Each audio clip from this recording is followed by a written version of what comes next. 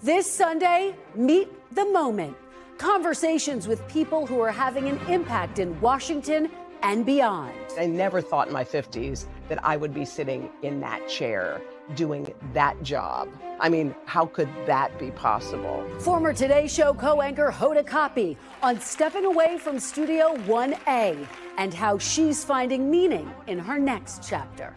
I'm learning how to sleep again. I hadn't done that in decades. I'm learning new skills, and I feel like it's my whole kind of be a beginner again era. Plus, let them. You don't change other people by trying to change them. You change other people in the world around you by changing yourself.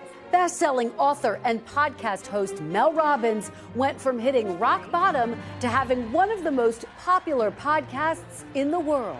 It's emotional for you. This is personal for you. Yes, it's very personal for me. I do not take it lightly that teachers and nurses and EMTs and, are finding time to listen to something that reminds you of what matters to you. And full plate. For me, searching for my Ethiopian identity through food, through the place I was living in Harlem, in New York City, what would that taste like? That was a journey for me. Award-winning chef Marcus Samuelsson on his journey as an immigrant in America. Do you think the American dream is still available to immigrants today in the way that it was for you when you first got here? I think the American dream is alive. You just have to fight and battle for it more than ever. And defying gravity. Even though it's a fantasy, even though it's a fairy tale, it's our access into a human experience. What does it feel like when you believe so deeply, when you love so deeply, when you sacrifice everything? Jon M, director of the blockbuster Wicked movies, on how he's working to amplify Asian American voices in Hollywood. What is the movie that I can only make? What's the thing that scares me the most? And the thing that scared me the most was my cultural identity crisis, talking about being an Asian American.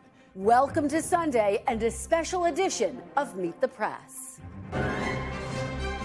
From NBC News in Washington, the longest-running show in television history, this is a special edition of Meet the Press with Kristen Welker. Good Sunday morning. On this special edition of Meet the Press, we are bringing you 4 of our Meet the Moment conversations, shining a spotlight on people making an impact in Washington and beyond. Hoda Kotb, former Today Show anchor, best-selling author and podcast host Mel Robbins, world-renowned chef Marcus Samuelsson, and Jon Chu, the director of Wicked and Wicked for Good.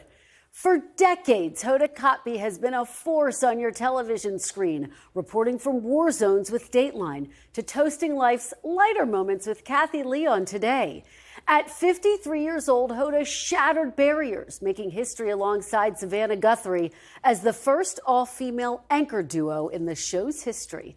But earlier this year, after 26 years at NBC News, Hoda shocked the world with her decision to step away from the anchor desk.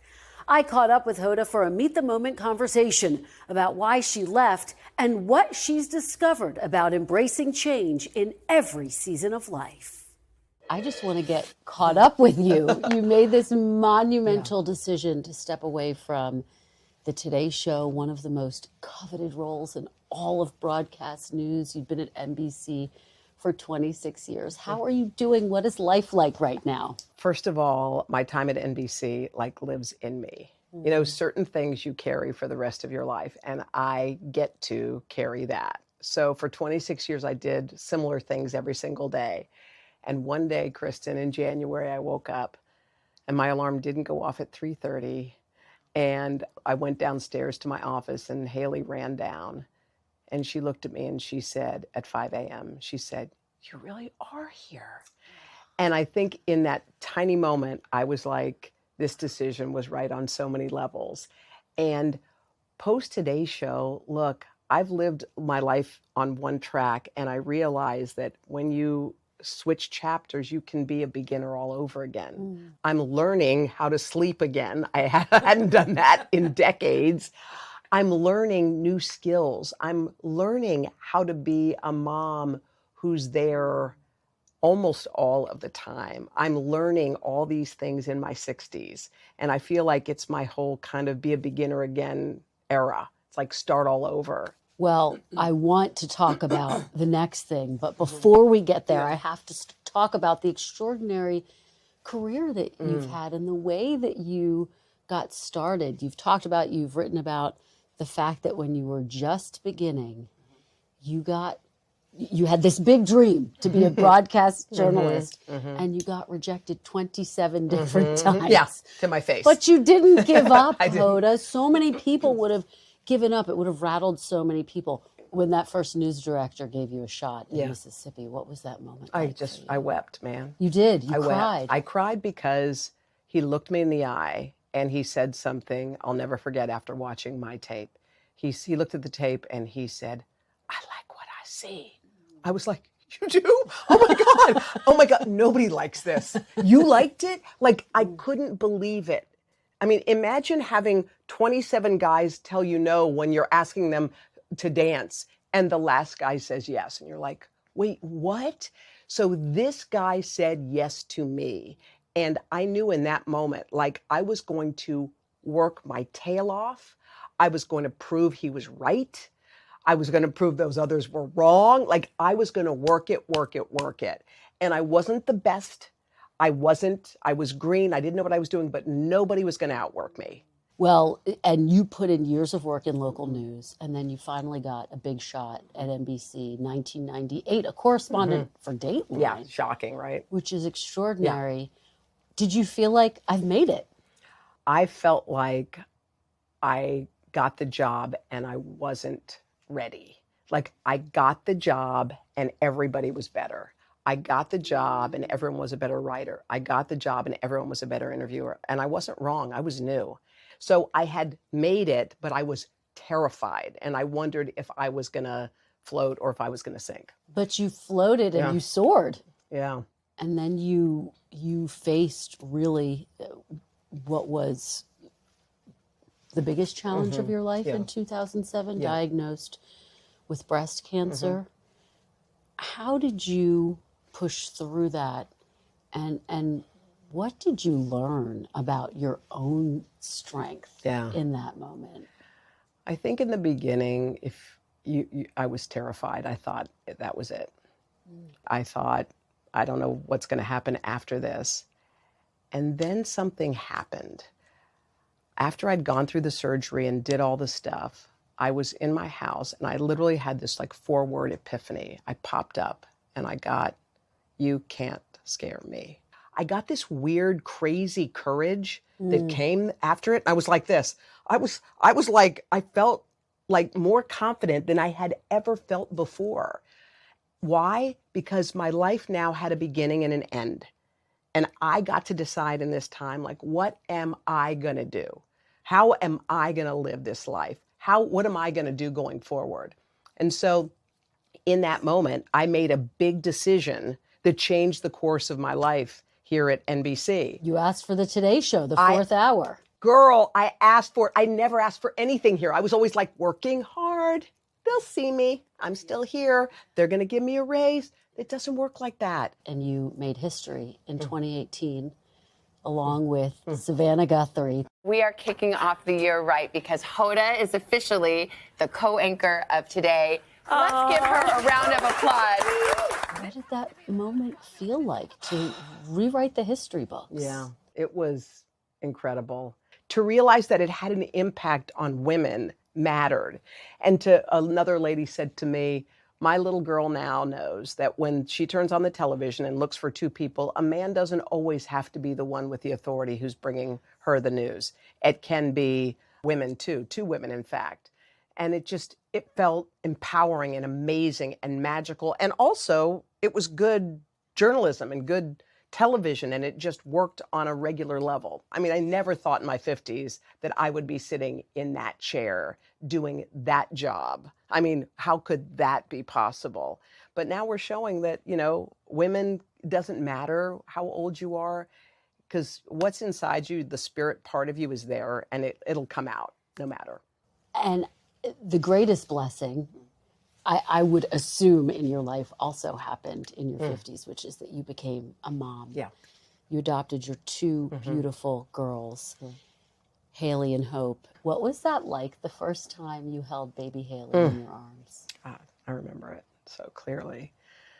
We were at the adoption agency, and I heard her first. They open up these big doors, and a woman is carrying your child who's a month old.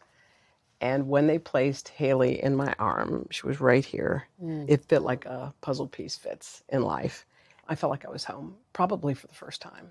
And you have all of these blessings in your life, and yet you have also known incredible heartache. I know that you lost your father suddenly to a heart attack. Yeah. Hoda, what do you think he would say, looking at your life right now, how full it is, full of love and success, and now you're charting a new course? What would he say?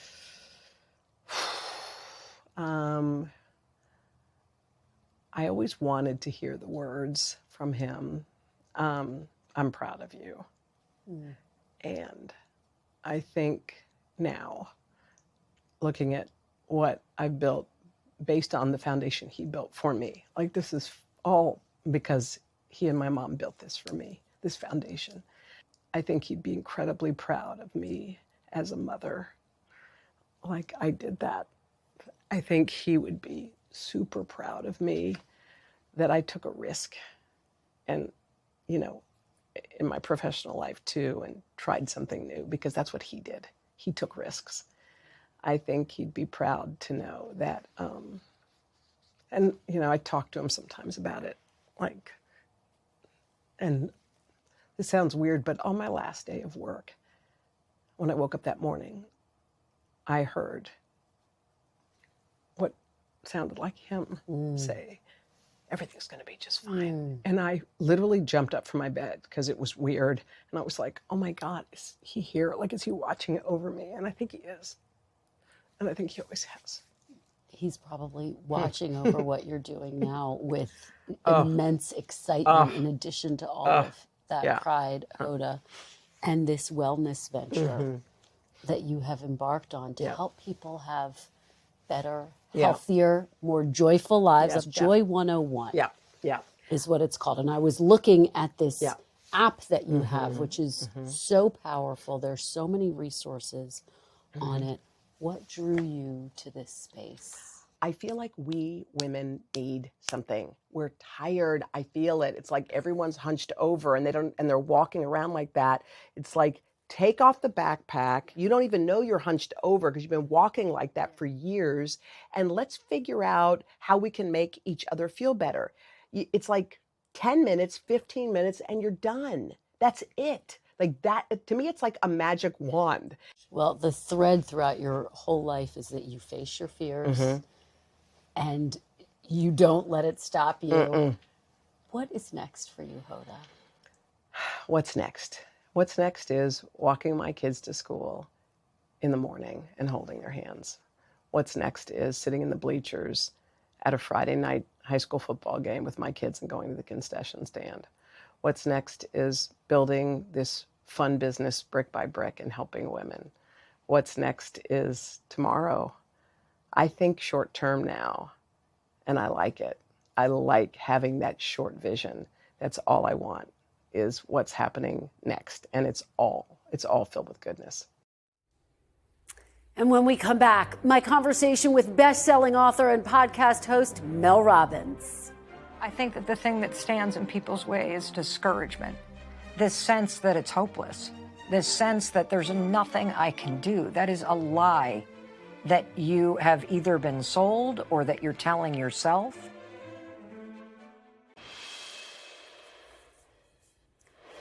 Welcome back. Mel Robbins will be the first to tell you she's not a therapist, but she has made it her mission to give people simple, practical tools to live better lives. Whether it's through the Mel Robbins podcast, one of the most popular podcasts in the world, through viral online videos reaching more than 35 million viewers, or best-selling books like The Let Them Theory, a deceptively simple idea that's changing the way millions of people think and live. I sat down with Mel Robbins for a Meet the Moment conversation about how she turned her own darkest moment into a self-help movement. How would you, in the most simple terms, describe what the let them theory is? The let them theory is very simple. If you stop trying to control and change other people, suddenly you have more time, energy, and power in your own life to focus on yourself and improving it. That's it. That releasing control gives you so much control and peace back. It's not let it go, because you follow let them with let me. Yes. Why is that an important component? Yes, so there's two parts to the theory. The first one is let them, and that's the part everybody loves, because right now, life is so overwhelming. And let's face it, other people are super annoying. They're very frustrating.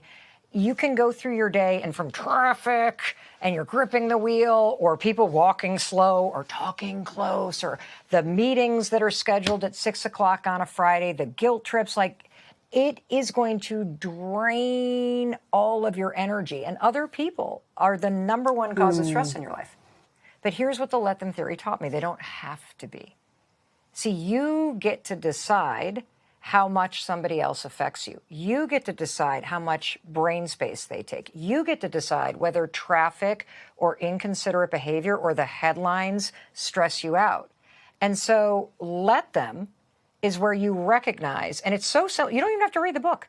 You can start using it after our conversation. The moment you're stressed out or frustrated or whatever, you just say let them. And you'll notice you're always stressed by other people. And the second you say let them, you recognize, okay, I can't control this person, so why am I going to let it bother me? And then you say, let me. And let me is where you take your power back and you remind yourself. And this is a very old idea. The let them theory is a modern take on ancient wisdom. 41 years old. Yes. You say you hit rock bottom. Yes. You were out of a job. Your husband was struggling as well professionally. You very candidly discussed the fact that you think you were drinking too much. Oh, 100%. During this period. What was that moment like, and why was it so pivotal for you? What happened to me is that when my husband's restaurant business started to go under, and it took our life savings, liens hit the house, we've got 3 kids under the age of 10, I lose my job.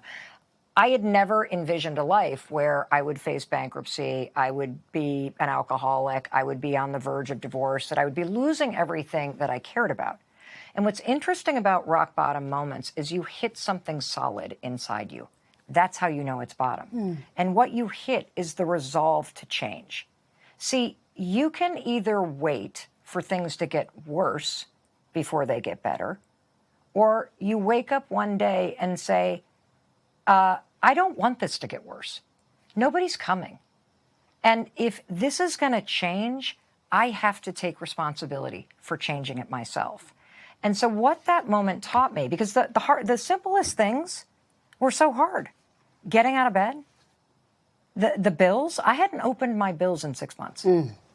I hadn't asked out for help. I hadn't stopped drinking. I hadn't looked for a job. I would wake up every morning and lay in bed like a human pot roast, feeling sorry for myself, staring at the ceiling, going, I hate my life. I hate my husband. I hate myself. And it felt easier to just avoid the things that I knew I needed to do. And I think this is one of the core things that I try to teach, which is you already know what you need to do.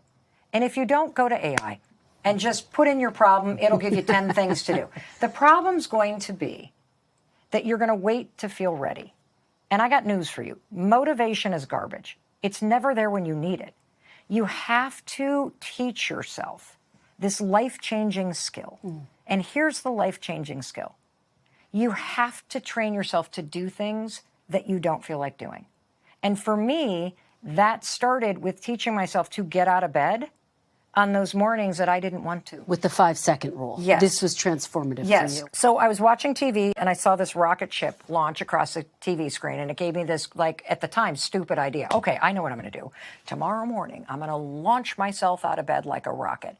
And my thinking was, I'll move fast enough so I won't be in the bed when the anxiety and the depression and the overwhelm pins me there. And the very next morning, the alarm rang, and I'm going to show you something. In life, there is a 5-second moment that defines your whole life. It's this moment between inspiration and discouragement, confidence and self-doubt, courage and fear. Have you ever noticed that you can know what you need to do, but then you make a fatal mistake and you stop and you hesitate and you think about how you feel about it? And within 5 seconds of thinking about something, you no longer do it. Psychologists have lots of fancy terms for this, like a bias toward thinking, a bias towards action. All I knew is that I was stuck in this habit of hesitating.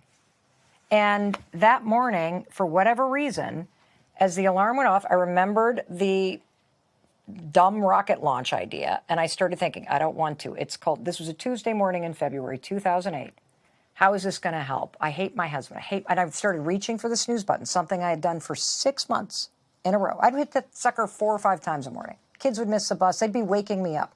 That's how you know you're failing at parenting, when your kids are waking you up after they miss the bus. Wow. But for whatever reason, I just started counting backwards, 5, 4, 3, 2, 1. And I stood up, and it worked. And, you know, what's interesting is it felt like a victory. And it was. It was the first time in 6 months that the procrastination, the anxiety, the fear, the shame didn't win. I did. The better part of me, the knowing part of me did. And this is the important thing. Fear kills action, but action kills fear. And to me, what's exciting about whether you're using Let Them and Let Me, or you're using 5, 4, 3, 2, 1, or any of the things that, you know, I talk about on social media or I share on the Mel Robbins podcast, what's exciting is that you are so much more powerful than you think. You have so much capacity to change your life for the better. You talk about your podcast, and Yes. it's one of the most listened to podcasts in the country. Time Magazine, the world. I'm going to claim that. In the world. Time Magazine said about you, quote, "What Robin sells is not just advice. She's offering her listeners a reason to believe in themselves." Is that how you see your work and what you're doing? Yeah, like I think that the thing that stands in people's way is discouragement. This sense that it's hopeless. This sense that there's nothing I can do. That is a lie that you have either been sold or that you're telling yourself. And if you have all the information, like again, if you can create a list today of all the things you could do to ruin your life, you can create a list of all the simple things you could do to improve it. It's emotional for you. This is personal for you. Yes, it's very personal for me because I see it. We have anywhere between 9 and 11 million people that listen to this show every week. And we are at a moment in time where people do not have time for themselves. So I do not take it lightly that teachers and nurses and EMTs and, you know, are finding time to listen to something that reminds you of what matters to you, that reminds you that you do have power, that reminds you that your relationships and being a good friend are important. And that matters. You have also talked about your concerns about social media. You Yes. have more than 35 million followers, which Yep. is just remarkable. I think so too. Well, you know, one of the best things about the success, it came late in life. Yeah. When you have an experience in your 40s where you almost lose everything that matters to you, you don't forget that. I know what it feels like to have groceries scan, and I know that I don't have money. And I'm hoping there's some glitch in the check card, and somehow it's going to go through. And it doesn't. And you have to grab your 3 kids and walk out of there. That is a moment that you never forget. And so I am grateful that all of this happened later because I have not forgotten what matters. And what matters to me is my family. What matters to me is my friendships. What matters to me is that I wake up every day and I'm proud of the person that I am. And I know that I'm doing the best that I can. And I'm fast to apologize when I screw things up. And my hope is that by sharing some of the things that I'm learning, sharing openly about the mistakes that I've made as a parent, as a spouse, as a human being, if I can save anybody else the headache and heartache that I caused myself and other people, because I just didn't know. I didn't know. I didn't know how to do better. Then that to me is a life well lived. And when we come back, award-winning chef Marcus Samuelsson. When the farms and the restaurant are getting raided, we have to deal with that. Not just as something that we see on social media, but something that is actually, it's real emotion.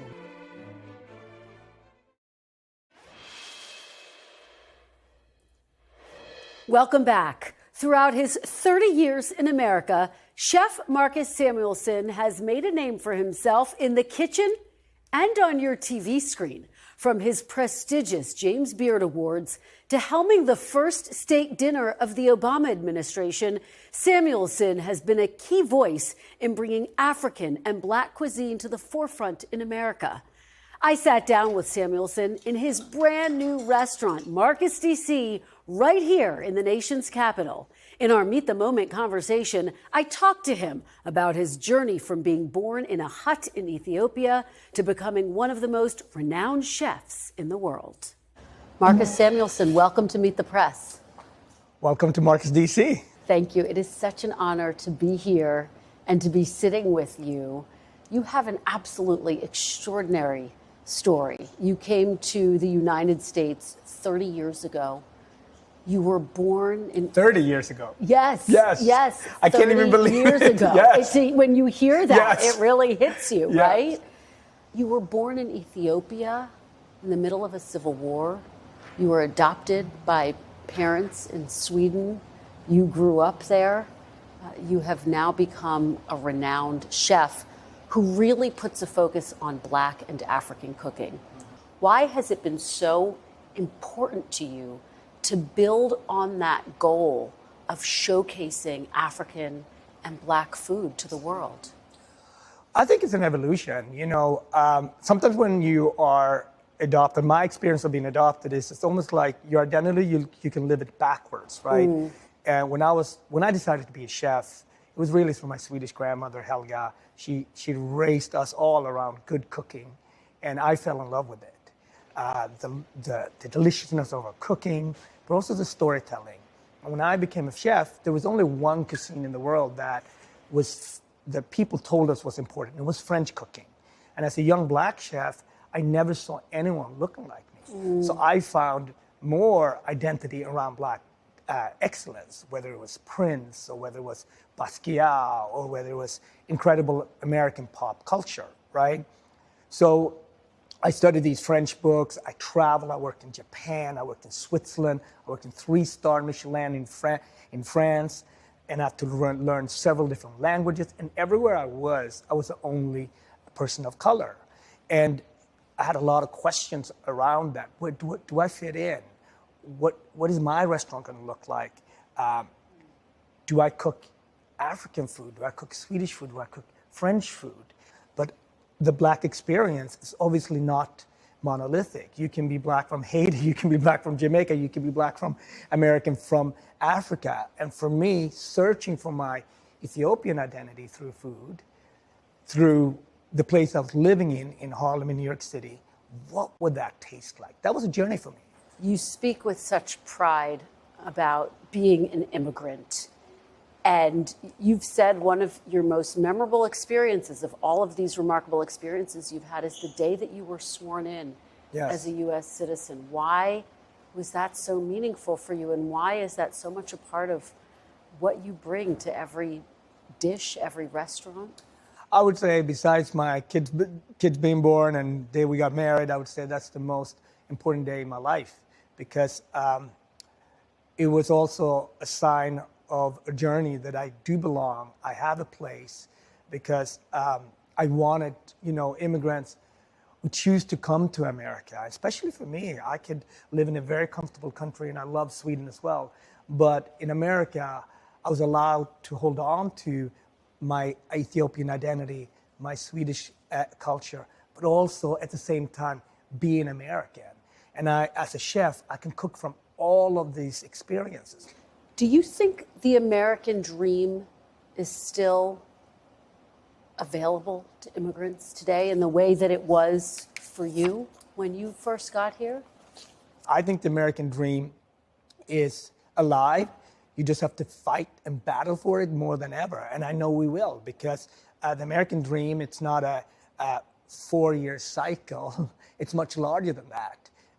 It's something that, you know, the imperfection or the perfection of the My American journey doesn't have an end to it. You know, my kids are born and raised in Harlem. They are truly born in America, but they're equally proud of their Swedish and Ethiopian background. And that's what it means to be American. Let's talk about this beautiful space where we're sitting right now, Yes. Marcus, D.C. How do you hope people feel after they eat one of your meals here? I don't hope. I know people feel great, fantastic, because guests, our restaurant, we're very privileged and very excited about how busy we are in these very difficult times, right? I know a lot of restaurateurs, not just in DC, are working extremely hard. And, you know, the restaurant community, we always have to respond to what happens around us, right? When the unknown of cost of goods, we have to deal with that. When the labor market goes up and down, we have to deal with that. When the farms and the restaurant are getting raided, we have to deal with that. Not just as something that we see on social media, but something that is actually, it's real emotion. We know people in our community, in our very industry. And the cooks and the servers are not the ones that are creating issues. They're hardworking people with extremely passionate about being Americans and contributing. The cooks, the gardener, the server, the person who makes the beds at this hotel, they're not the ones creating issues. They're actually the ones that are adding to the American experience. And when we come back, our Meet the Moment conversation with the director of the blockbuster Wicked movies, Jon M. Chu.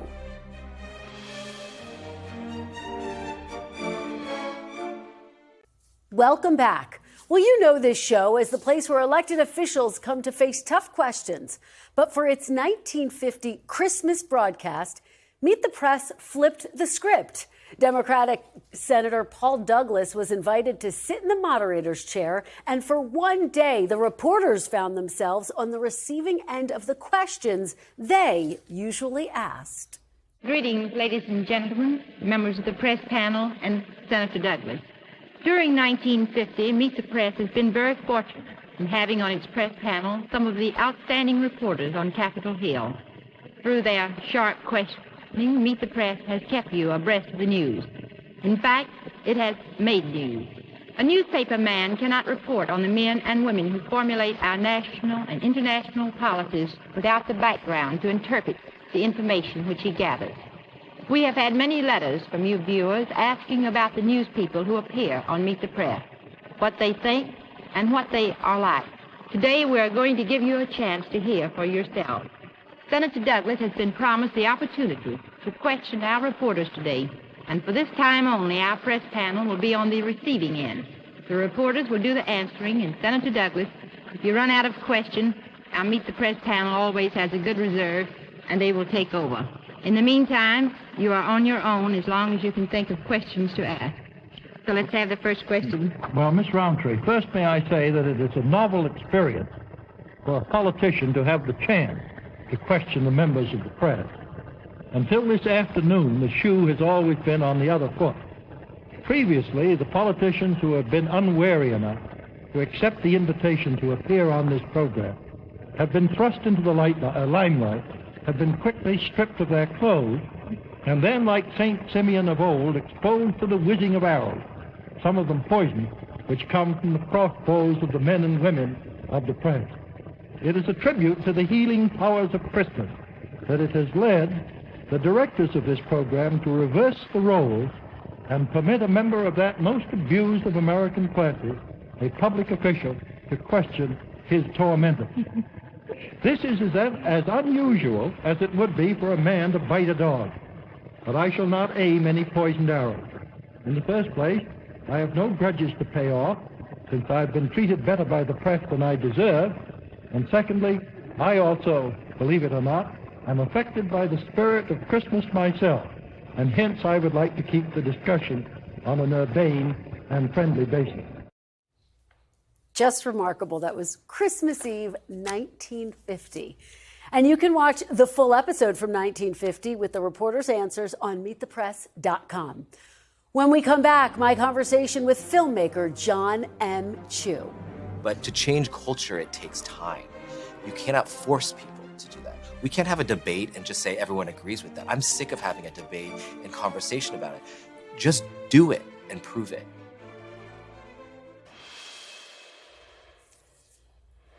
Welcome back. Hollywood director Jon M. has built a career on turning stories about outsiders into celebrations of belonging. From his groundbreaking hit Crazy Rich Asians to the vibrant cinematic world of Lin-Manuel Miranda's In the Heights, now Chu is taking on his most ambitious project yet, Wicked for Good, the second chapter in his epic adaptation of the beloved Broadway musical. Take a look.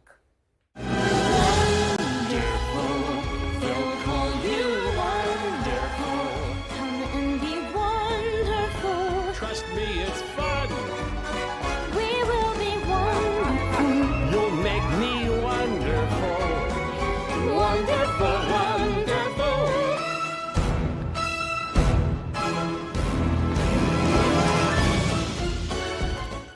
I sat down with Chu for a Meet the Moment conversation about following his own yellow brick road and finding strength in every twist and turn. Wicked has become a cultural phenomenon. It's the most profitable Broadway film adaptation of all time. It was nominated for 10 Oscars, including Best Picture. It was named one of the top 10 films of 2024 by the American Film Institute. What does that mean to you personally? My whole life I've been trying to prove myself that I can be here, that I can be in this business. And I think I was always searching for that kind of validation. But through the process of making movies and doing it over and I had a whole long career before ever doing Wicked. I think I got killed many times. I felt like I couldn't go on many times. I felt like maybe I don't deserve to be here many times. But I think through the process of making this movie, I've learned so much from Elphaba and Glinda and from Cynthia and Ariana. I think I've gotten to let go of that idea of proving yourself. We were too in it. It was too long to wait for validation. So we had to give ourselves that. So you learned to trust yourself. Absolutely. Well, when you were 23 years old, you're just starting out, you'd actually gotten 2 movie deals. Yep. And then they fell through. Mm-hmm. Did you think, Jon, in those years that you were going to give up, that you couldn't make it in this business? Absolutely. There were days where I was like, am I a fool? Those were times when I would go into USC. They asked me to speak at USC because this is the guy that just came out of college and got his deal. And we pull in, and I drop my friend off who's going to school there, and I sit in the loading dock, and I'm watching all these kids like excited about making their movie, and I feel like nothing. I feel like, and I just started to weep. It was maybe the first time I cried in 20 years or something at that point. I was like, these people think I'm a complete fake. And then came Crazy Rich Asians. How did that change your life? So I had to learn every movie I was doing. And there are certain points where I remember I was making Now You See Me Too with Mark Ruffalo and Michael Caine and Morgan Freeman, and I hit my 10,000 hours. Like they say, you know, but I felt it. And it was the first time I felt like, oh, I don't have to prove myself. I know I can hang with these people. And then I was looking at what I was doing, and I was like, oh, anyone could make this movie. What is the movie that I can only make? What's the thing that scares me the most? And the thing that scared me the most was my cultural identity crisis, talking about being an Asian American. Because my whole life, even my parents, sort of was saying, make sure people don't even think about that about you so that you fit in. So to actually put a spotlight on it, oh my gosh, people are going to start saying ni hao to me. They're going to start sending me Asian scripts all the time instead of just seeing me as a director.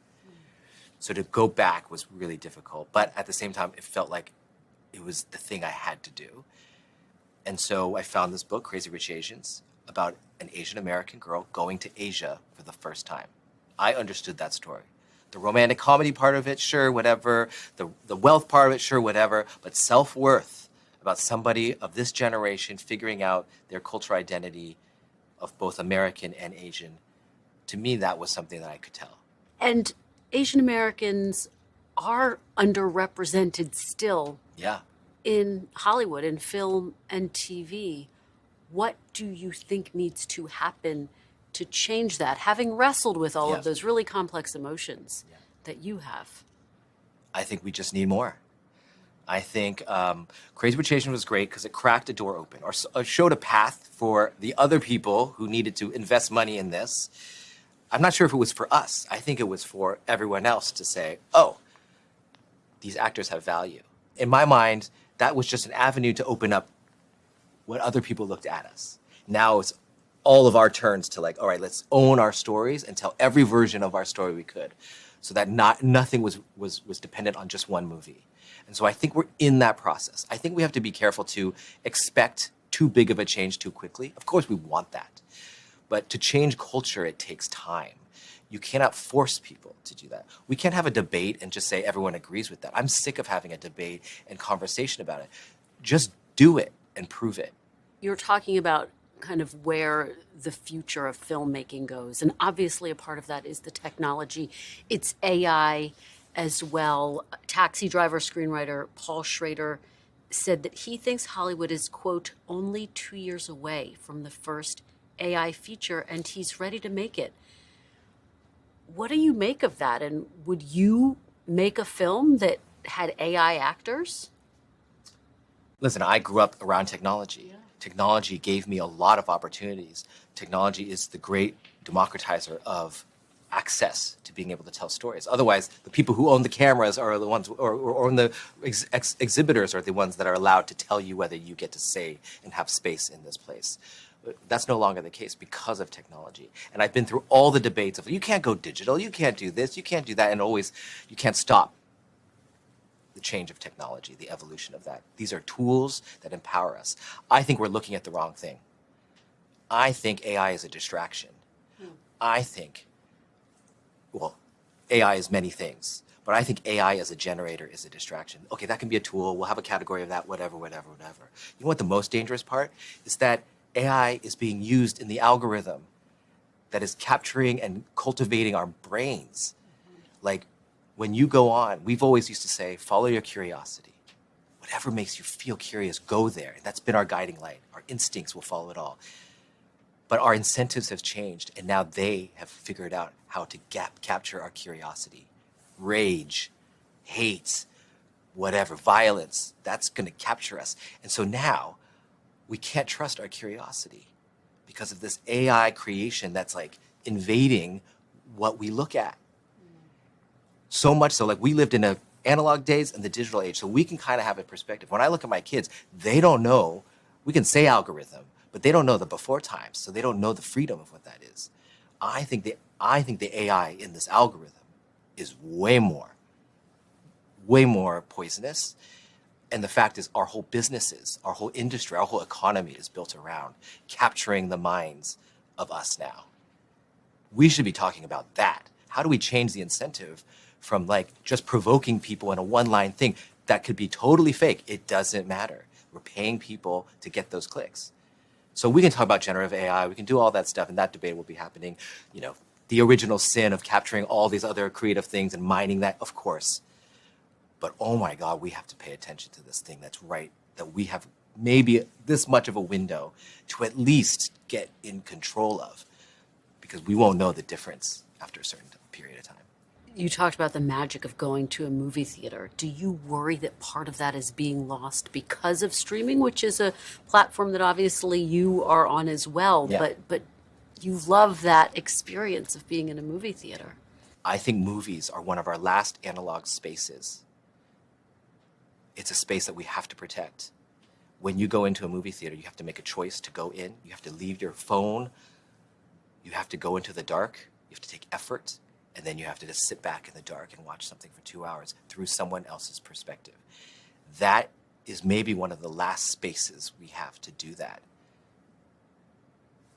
It is a part of our culture. We've built it in to be a place where we can question the things we're going through, or ask questions, or spread some sort of joy or hope. And in a time where I think the vision of who we are is sort of lost in the news now, it's all over like we're getting such hard things coming at us that we can't. I mean, that's why I love this segment. Is it gives you light in this crazy information age. That I feel like in a movie, you actually are forced to have that space. So I think it's more than just entertainment. I think it's when we don't have a vision for who we are, the loudest, strongest person in the room, out in the airwaves, gets the power. And not many people can get that kind of power. But you know what? Movies can. Movies can be louder. And so if you can spread the idea like, hey, this is who we can be. And that's why I love Wicked. Because Wicked, even though it's a fantasy, even though it's a fairy tale, it's our access into a human experience. What does it feel like when you believe so deeply, when you love so deeply, when you sacrifice everything, that we still have the capacity to do that? It makes you believe that we can still do that. And I believe that fully. It's what my parents taught me. It's what America has taught me. And the space in the movies are the thing that set a horizon line for all of us to be able to know that that still exists for us. So I think that space is very important. And our huge thanks to all of our guests. You can watch the full interviews with all of my Meet the Moment guests at meetthepress.com. And we look forward to bringing you more Meet the Moment conversations in 2026. That is all for today. Thank you so much for watching. Have a very happy new year. We'll be back next week because if it's Sunday, it's Meet the Press.